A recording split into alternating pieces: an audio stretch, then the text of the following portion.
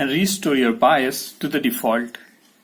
So you can see somewhere you have an option. You just have to press the F9 key in your keyboard and you have to set your BIOS to the default. So in your BIOS setting itself, at the bottom you're going to see somewhere option whether you have to press F9 key to set it to the default. So set your BIOS to the default. You're going to choose yes and then set the BIOS to the default. You can use the arrow key and press enter key.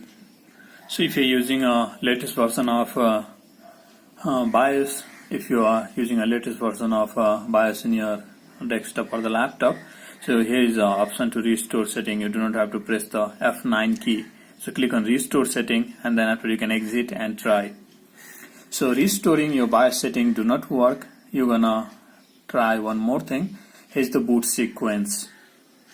So somewhere you'll find in your desktop or the laptop BIOS setting. If you're using an older version of BIOS, you're gonna see arranged. The item will be arranged in on the top. Somewhere you're gonna find boot option inside settings, and then here is a boot sequence in the latest version of BIOS. Look like this, and here's the legacy and UEFI. So the currently selected is UEFI and it's working. So you can change it to legacy. If it is legacy and you have a problem, you change it to UEFI. So try interchanging. If it is UEFI and you have a problem, change it to legacy and see if it is working. So to save it,